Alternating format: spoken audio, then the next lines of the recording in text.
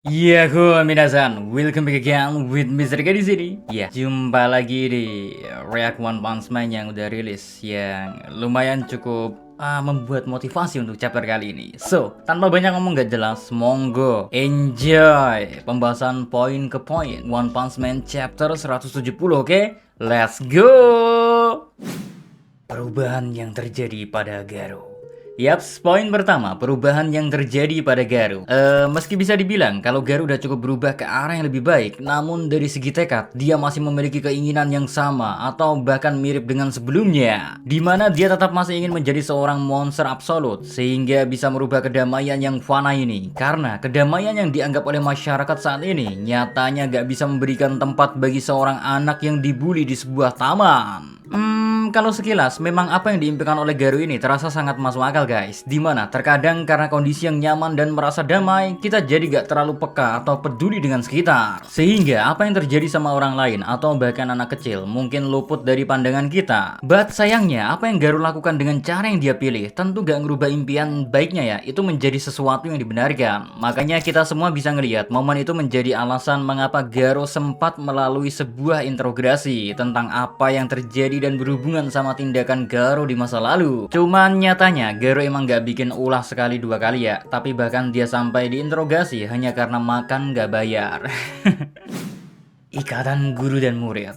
Setelah melalui perjalanan yang cukup panjang dan lika-liku, di mana Silverfang yang merasa memiliki tanggung jawab untuk membawa Garo ke jalan yang benar, akhirnya di chapter kali ini semua ikatan itu perlahan mulai tumbuh dan keduanya mulai saling mengenal satu sama lainnya. But semua hal ini tetap aja gak terlepas dari usaha Bang yang mencoba menemukan Garo setelah insiden di kota Z berlangsung. Dan untungnya ya, Garo sendiri emang berdiam di sebuah tempat di mana hanya mereka berdua saja yang tahu. Sampai-sampai Bang aja mengira kalau Garo emang sengaja berdiam di tempat itu, seperti menunggu waktu sampai Bang berhasil menemukan dirinya. Tapi alih-alih mengakui hal itu, Garo lebih memilih untuk menjelaskan kalau alasan mengapa Garo berdiam di tempat yang pernah diberitahu oleh Bang hanya karena dia ingin kembali mempelajari jurus tinju miliknya Bang. Secara setelah perubahannya ke wujud monsternya, Garo merasa kalau dirinya kehilangan sentuhan. Ditambah Garo juga gak selalu menemukan orang yang cocok untuk diajak latihan tanding. Makanya Garo ngerasa kalau Bang merupakan orang yang cocok untuk mengisi peran tersebut. Ya, terlepas dari apapun alasan dari Garo, kita tetap bisa melihat kalau keduanya seperti mulai membuka kembali ikatan seperti layaknya seorang guru dengan muridnya. Dimana Silverfang sendiri aja bilang kalau untuk menjadi seorang orang tua, seseorang hanya membutuhkan seorang anak. Tapi saat seseorang memutuskan untuk menjadi guru, mereka gak bisa hanya duduk diam menonton tanpa pernah menuntun muridnya ke jalan yang emang seharusnya.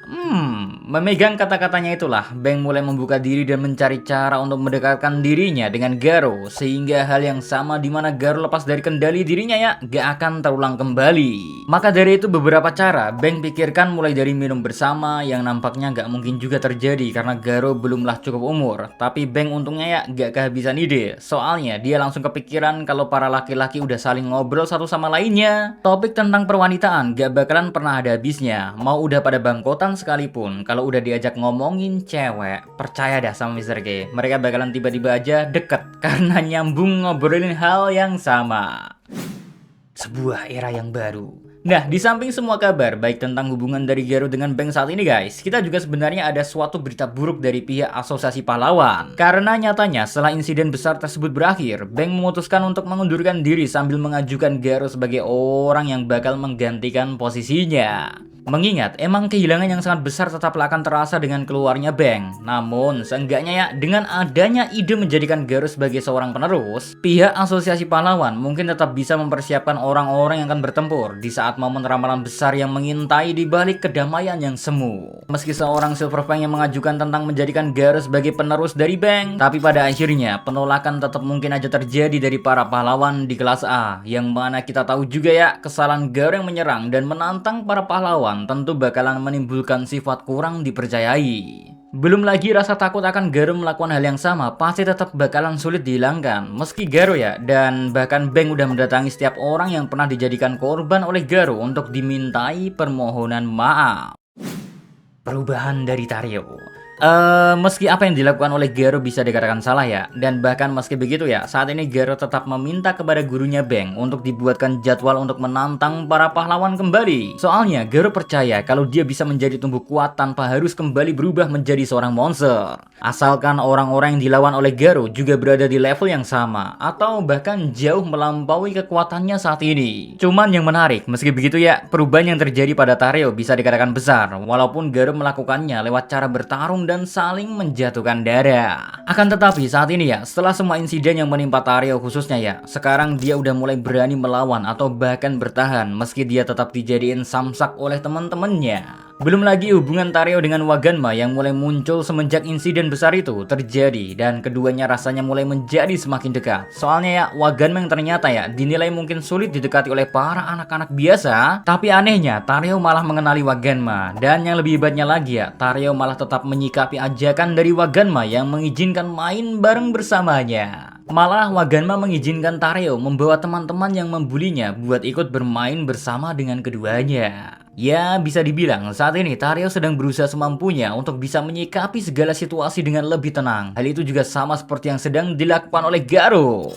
Sehingga keduanya bisa kita bilang sedang berjalan dengan tujuannya masing-masing, namun tetap saling berusaha dengan seluruh tenaga, guys.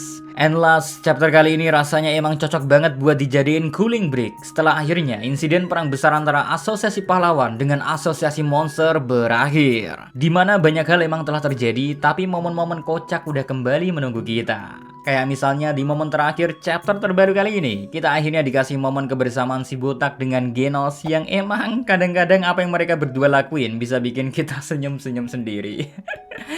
Oke dah, untuk chapter kali ini walaupun gak ada yang apa ya action atau pertarungan, tapi setidaknya kita belajar banyak hal tentang kehidupan. Oke, belajar gak ya?